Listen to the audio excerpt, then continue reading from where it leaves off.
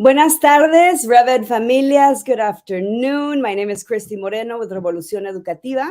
I'm the Community Advocacy and Impact Officer here. We are here in Kansas City, Missouri, but we know that our reach goes beyond the Missouri borders. So hello, world. We're very excited to be here with another episode of our RevvED-up series. And I am delighted, just excited, delighted, super contenta to have an incredible person here with us today. And of course, we will have a great, this kind of casual conversation about, how amazing and how powerful this Latina is and what a change maker she is for our community. And so I want to welcome April Agate. Did I say it right? Yes. Yes, I say why. I'm always just very, very anxious about, saying people's name wrong.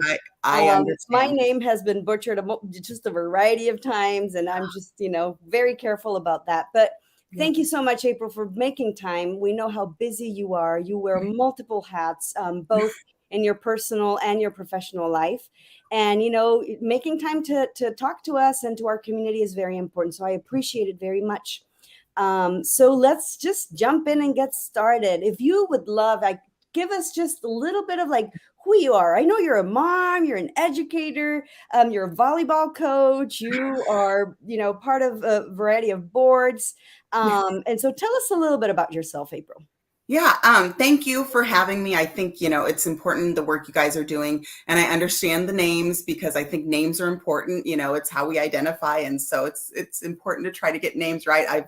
As a teacher, I've had to ask students multiple times how to say their names because I think, you want to do the right thing, right, and say it correctly. So I totally understand that.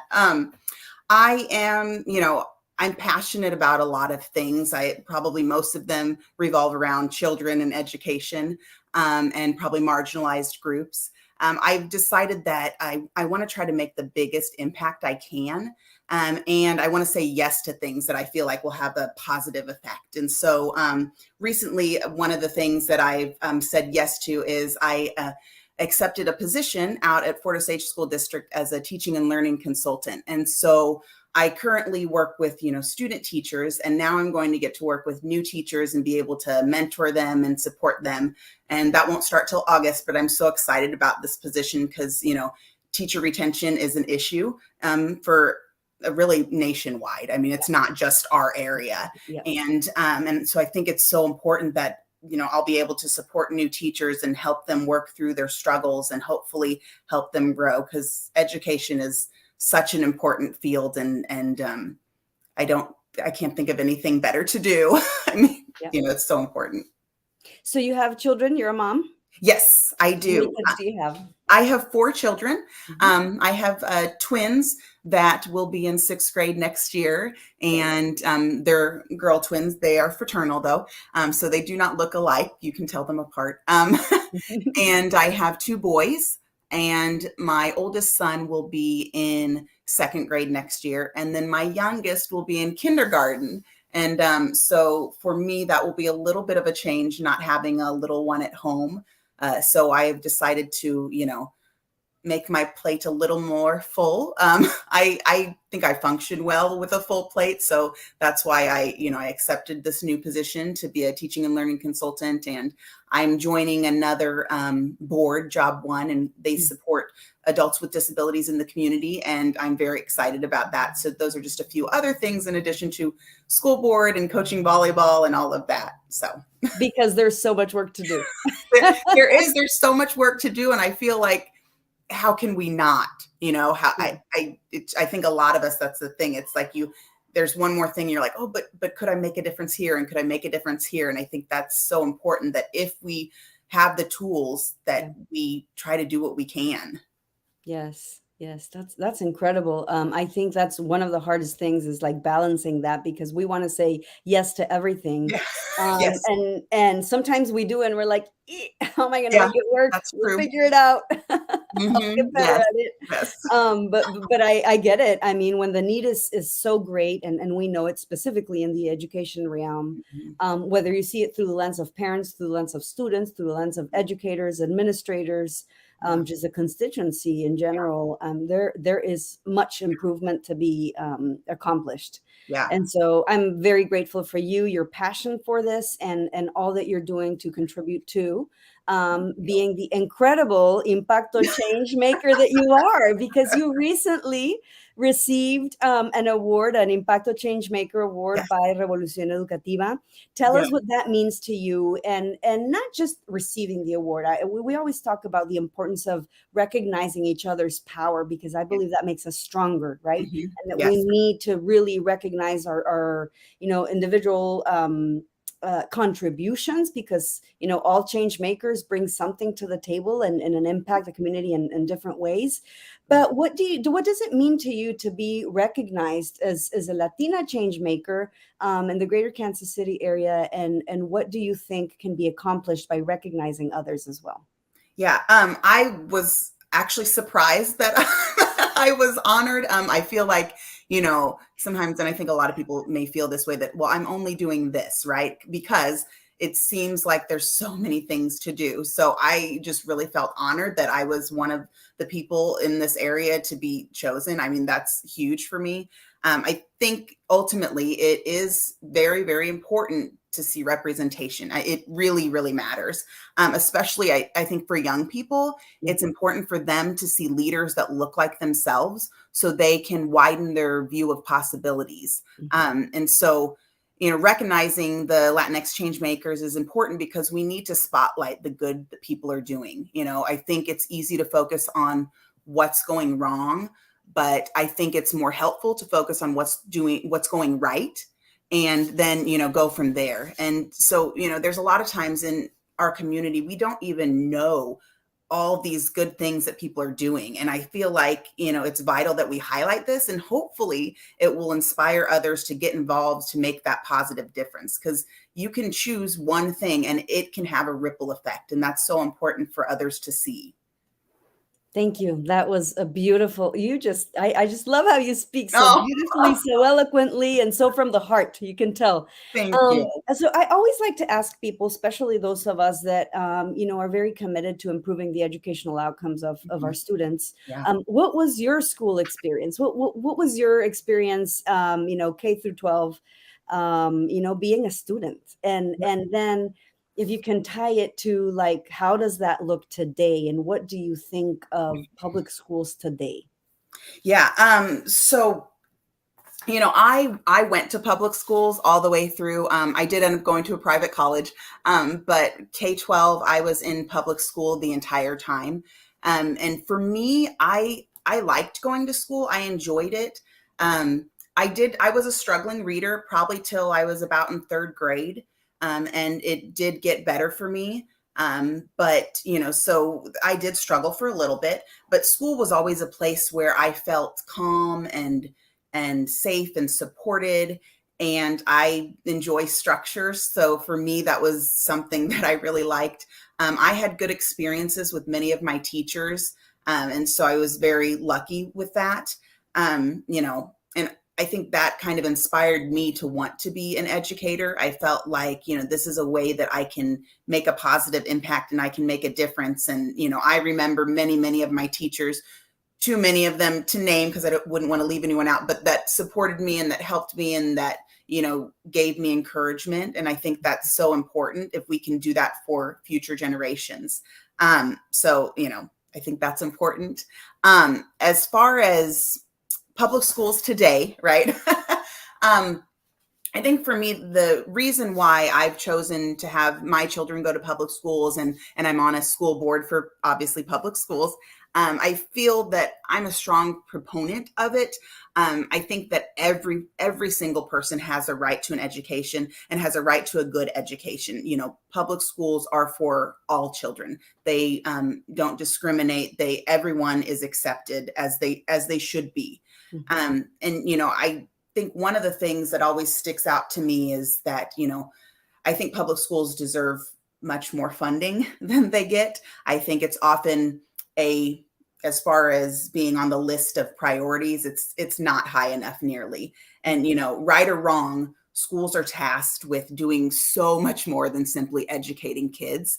And so because of that, I feel like the funding is crucial in order to allow them to successfully educate children and give them all the other things that they need. Because, when a kid comes to your classroom and they need food or they need love or they need, I'm not just going to say, well, sorry, I'm just supposed to teach you. That's not how educators work. And that's not how schools work. And which is great that kids hopefully are getting the love they need or the food they need or all of those things. But it's sad when schools are not funded well enough to do a good job, and they're asked to do so many things, but yet the budget is so small. So I think that, pushing for the people who make those decisions to divert more funding to public education is really an important thing, because it's, educating our future. I can't think of anything that is more important than that. And I can't either. And that's why we do the work we do, right? Because Yes. we know that the impact that, we tend to hear this phrase all the time about education being the greatest equalizer, right? And being, and we believe it wholeheartly. I think, I'll speak for myself. I believe it, right? However, we need to continuously create and pay attention to the means to actualize that, right? Yes. And so definitely funding is a huge thing that can only be accomplished, or increasing that funding or impacting through policy and legislation. And so it is, it is great to have people like you that are decision makers, right, at the school board level, really pushing for that improvement and pushing for that change. I want to come back to your experience, but now not so much as a student, but as a parent. As a parent of students that, like you mentioned earlier, that attend public schools, what has been a challenge for you as a parent, or what are the concerns or challenges that you have heard other parents in your community talk about, and where do you see the room for improvement as far as those relationships with families? Yeah. As a parent, I have 4 children. I do have a child that's autistic. So that gives me a little bit of a different perspective. I have some experience. I do have a degree in special education. I only taught it for a semester, so my experience on that side is not as great. But I now have experience on the parent side. And so that gives me some perspective, and I think that does make me, before I had an autistic child, I've always been, every kid matters. Every kid matters, no matter what they look like, what they can do, how many supports they need, whatever. Every child is important. Their value is important. And so, at the beginning, I feel like of my children's schooling, I was timid about asking for supports. And I don't know why, because I'm comfortable in the education world, but I found that not all teachers are always doing things that I would think should be done. And that's not at the fault of the teacher. Sometimes it's just a lack of experience. Sometimes, so not to blame anyone, but I say that because, I've learned that communication is so important. I think that sometimes if you're like me, you maybe wait too long to communicate, and that's an issue. I think that when, there's a problem, or your kid comes home and tells you something and you're thinking, that doesn't sound right. So sometimes it's just that your child maybe didn't communicate it quite clearly, and that's okay. But I would encourage people to communicate early and communicate often. I tell my teachers my future teachers that I educate, I tell them that. But as parents also, if we're not going to advocate for our own children, who will? Yes. It's so important that, so it's okay to ask questions. It's okay to ask a lot of questions, and it's okay to continuously ask those questions until you get answers. I always, as a school board member, I don't want someone to come to me as their first, stop. You need to start with the teacher. Give them a chance to maybe explain or to fix something or whatever. As a classroom teacher, if a parent came to me with an issue, I would work on fixing it. But I always encourage that parent, if you hear that this problem is a problem in 2 weeks still, and because if I think I fixed it, then I will go on, right? But if it's not fixed, the parent should come and, say, hey, this is still an issue. We're still having this problem. I know you worked on it, but it didn't work. So, because I think when we let things go or we let things fester, that's when it can go awry. And so I always encourage people to continue to communicate and continue to ask questions to support your kid. Yes, that's a lovely answer. And I really like the fact that you bring in well, now that I'm a parent and I have school age kids and that I have children with diverse learning, needs, that you can see things through that perspective. Yeah. And I am quite sure that that also informs how you lead, your conversations and your perspective within the school board, which brings me to the next question. First and foremost, congratulations for becoming a school board member for the Blue Springs School District. Yes. So for those that don't know, Blue Springs is in Missouri, so not very far from Kansas City. Yep. So tell us a little bit about that, how you decide to run. Did someone identify you as a strong candidate? Had you ever ran a campaign like that? How did you learn how to do this? Tell us a little bit about that experience. Was it intimidating? Who was your support system? All those incredible things that happen when you decide to run for office, because this is an elected position. So yes, tell us about that. So I was elected last April. So I've had about a full year on the board. And, there wasn't really, no one identified me. I've not had any, I didn't aspire to be in the political realm, if you will. So it was just something that, and this is maybe how things guide me often. There's sometimes I get something in my head and I guess it was, how can I make a bigger difference? How can I make a bigger impact? That kind of started. And it's like, well, I was involved in my school and I was involved, and I thought, is there a way that I could possibly make a bigger impact? I thought, well, maybe school board's it. And the more I researched and the more I looked, I thought I might be a good fit for this, and my experience and my background and that kind of thing, I felt made me a good fit. I mean, being a parent of current students, being a current educator, having kids and working with kids that don't always fit in the little tiny perfect box of normal, if you will, right? I think it's important that, like I said, that we think about all kids. And all kids don't always fit perfectly in this neat, thing. And that's okay. That's important. I think that we have diverse group of kids and diverse learners. Yeah. And so, I just felt like it was something, I guess, that I was called to do.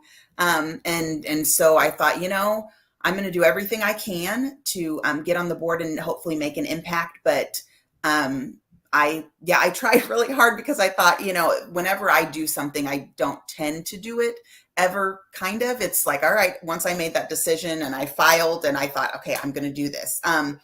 So logistically, I suppose, because I know one of the things is we obviously want to support people that maybe are watching that maybe in the future, they want to run for their own school board. As far as that goes, I called our, district central office and they transferred me to Karen Keener, and Karen Keener is the school board secretary and she is amazing in our district. And she answered all the questions, the logistical questions, how this works and what it's like and how many things will I have to attend if I even if you're running, because there's lots of forums and there's what do you, what should I do and that kind of thing. And she was very helpful. She took time to meet with me in person and everything. And I don't know if that's what it's like in all districts, but I know that she's amazing and she was very helpful and very patient with me. I'm sure I asked lots and lots of questions as I do, but and that's kind of how I started. My family and friends, when I told them that I was thinking about doing it, they were extremely supportive. They were probably more confident in me than I think maybe I was. I'm self-critical, as probably many of us are. And, but they were very supportive and you have this and this going for you. And, and having a, just the education background, I think for me helps. Schools are kind of my jam. I love everything about it. And, I want to do what I can to help and improve. So my husband, I have to, give a shout out to him. He done a lot for me. He was very encouraging. He even helped me prepare for forums, asking questions, giving me feedback. And then I do have to acknowledge that he sacrifices a lot of his own time so that I can pursue my passions and be on boards and do all these things. So, I think for me, I'm very blessed that I have a wonderful partner in that, and he sees the value in the things I'm doing. So he does what he can to support me so I can hopefully make a difference. Yes. No, shout out to all those amazing partners who are always supporting, the just the work that any advocate for the education is doing for our kids. This is the kind of work that I feel is very emotionally taxing as well. Yes. And I truly believe that having a strong support system from the get-go and throughout, your term, is very, very important. Tell us a little bit about Blue Springs and the students that you serve, a little bit about the demographics. I know that the Latino population there is growing, as it is in every corner of the country. Yes. Not a majority, of course, of the student population. But tell us a little bit about Blue Springs, the district, the students you serve, and the Latino community there. Yeah. So the Latino community is growing. It is the fastest growing group in the district. And I think that is probably pretty normal, I guess, if you will, right now with many, many areas. But as far as, I did have to look it up just because I don't like to misquote. So we have, our total enrollment is a little over 15,000 students in the district. Some of that includes, there are students that some of our programs in the high school, some students from other districts come in and utilize that. Yeah. And so, we have, as far as Hispanic Latino population, we have just under 9%. Most of our population is Caucasian, white, about 70%. So, I mean, there is a bit of a mix. So, I think it's important, though, that especially with that fastest growing population, that we, have representation and have teachers, have administrators, have adults that look like them, that can relate to them, because students will relate to you sometimes just by looks. Hopefully you're building relationships, further than that. But I think it's good to have that visual representation, obviously, and have a diverse community that serves the students. Our leadership and our teachers and our staff should be as diverse as our students. I think, unfortunately, we're not. And so that's something that I hope is changed, and I hope brings awareness. Blue Springs is a suburb of Kansas City, and it's I love it here. I've been pleased with the schools, but I acknowledge, I think that as all districts, there are areas for improvement for sure. I don't think that anyone should go around and say, nope, we're good, we're done. I mean, that would be problematic. So I acknowledge that there are definitely areas to improve in, and hopefully I'm able to support and push for those improvements. So.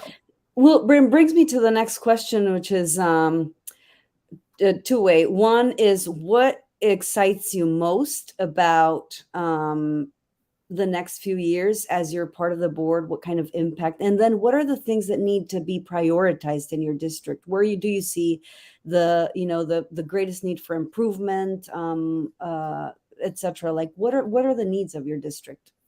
Yeah, I mean, I think that, and this is probably not just my district, so I mean, sorry to be general, but I think it's the truth right now that, mental health of students and teachers, I think has to be a priority.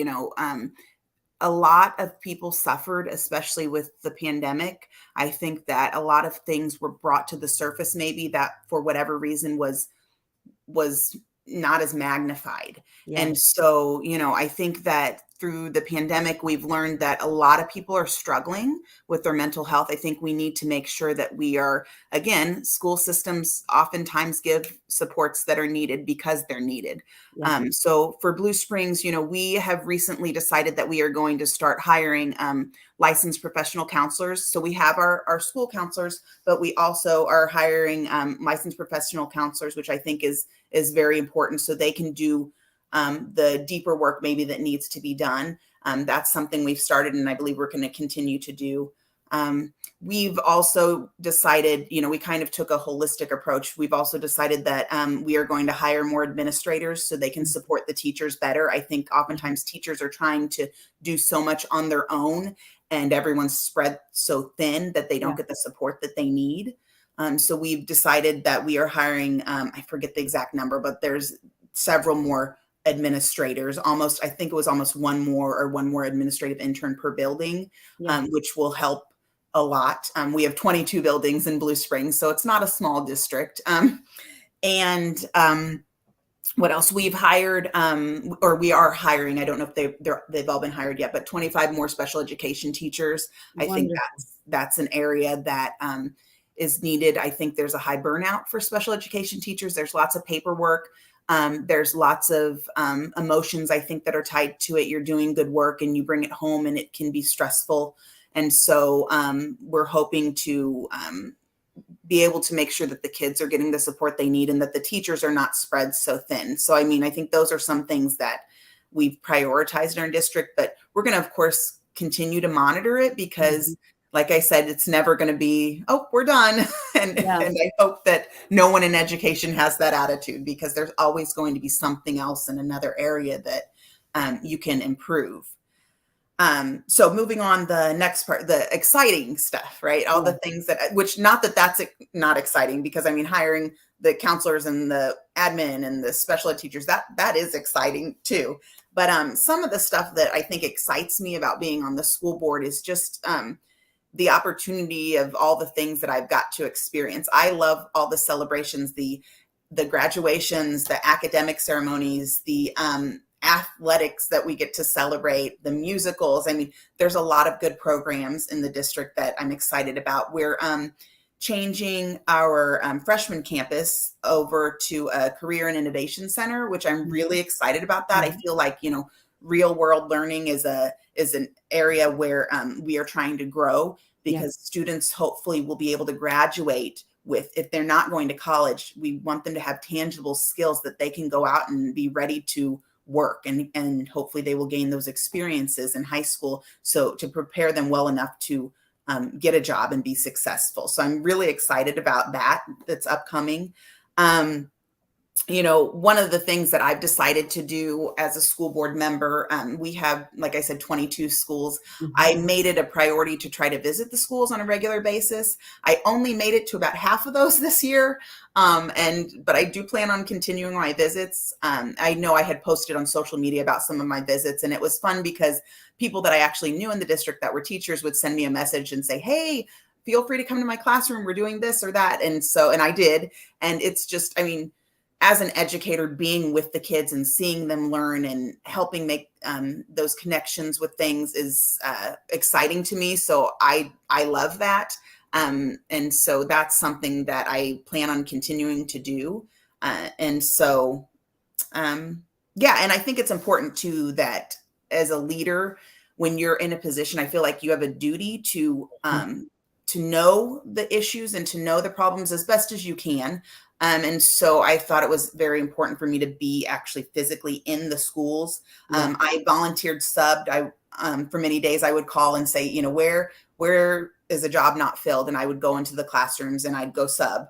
And so that was something that I felt was important. And I felt like there were several teachers that, it made them feel seen, because they were like, oh my gosh, you're a school board member. Why are you here? And I was like, I just want to be here with you guys. And so, that, I value the work you do. I know it's hard, and I want you to be seen and to know that you truly matter. Yeah. You're amazing. I'm learning a lot more about you as we speak. You checked all my boxes as far as would I vote for you? Absolutely. Right now, without a doubt. One of the things that I really see the value in is having candidates that become school board members that don't see this as a stepping stone to another political agenda, endeavor, position, right? If it happens, that's awesome. But coming to this work and to this responsibility, leadership responsibility, with a very well-grounded notion of what are the needs. I am a parent in the district. I'm an educator. I am someone that's committed to the advancement of our youth.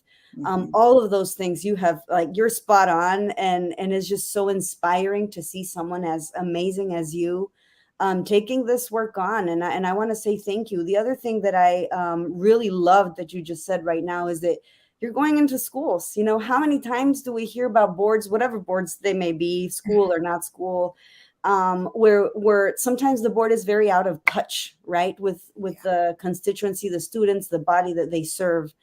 And I think it's very important to see things with our own eyes, to experience them, to hear them.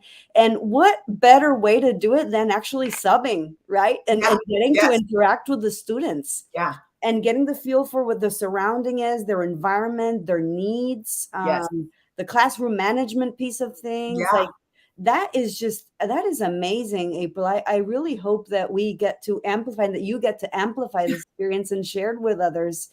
Because my next question, which we'll start wrapping up here, is like, what is your advice for people that are interested, right? But this is intimidating. I get it. Like saying, I'm gonna run, I'm gonna put myself out there. It can be frightening, it can be isolating, it can be intimidating. But what is your advice to people in the community that want to make a difference and that want to do this by running, you know, to be part of that decision-making table?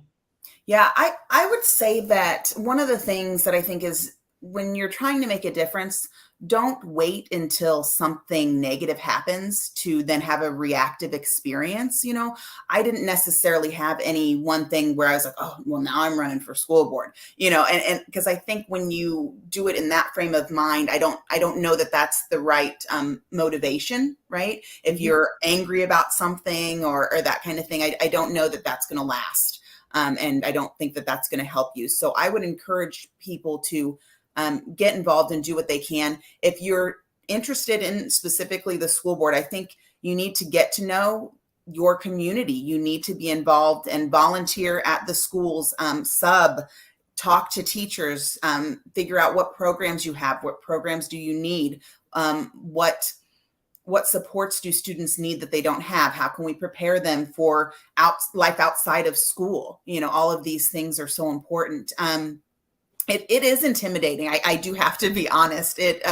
This was not easy for me, nor I don't know that anyone will call it easy. I am not a professional speaker. I don't do that for a living. You know, as an educator, yes, I speak to students, but generally teaching, you know, middle schoolers is not quite as intimidating, although sometimes it can be, as talking in front of, you know, a room full of adults that are literally, you know, judging you to figure out if they like you or not, or want to vote for you or not, you know, so it can be intimidating. But I think that if you speak from what you truly believe in your heart, I think people will see that. You know, I'm not a perfect public speaker, but I think that for me, I had success, I think, because people understood that I want to do what is right for kids.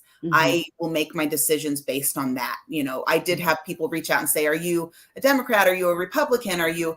And, you know, to me, that doesn't matter. And it shouldn't matter for school board members, because what you should decide is what is best for this child in the long run. What decisions can we make that's best for the school and the community, not just X, Y, Z, whatever. It needs to be a bigger focus, because we have a duty to serve everyone in our community, not just a specific group. And so you need to be focused on what can I do to make things better for everyone.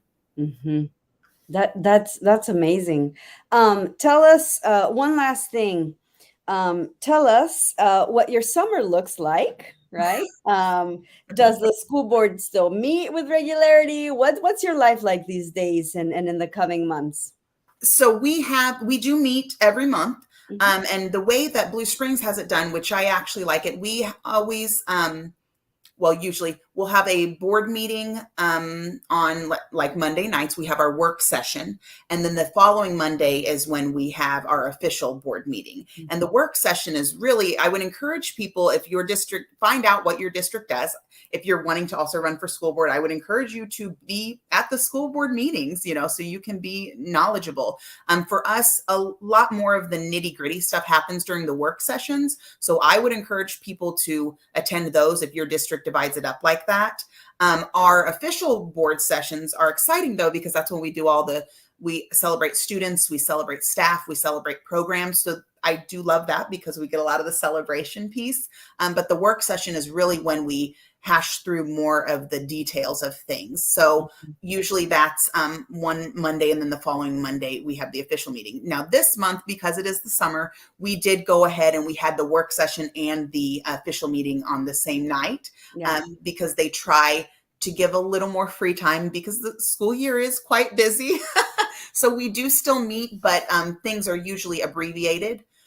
In July, we will have a board retreat, and that'll be a lot of the administrators and our school board, and we'll just talk about, plans for the future, things that we, kind of a brainstorming session, if you will, and we get to talk about things we want to push forward, and work on, and that kind of thing. I think that, with the pandemic these past few years, we've only been able to focus on that, which it was very important. So don't get me wrong that there should have been focus on that. Obviously, I think we're hopefully towards I don't know if it's really the end, but in a position where we can now focus time on other things, I guess I should say.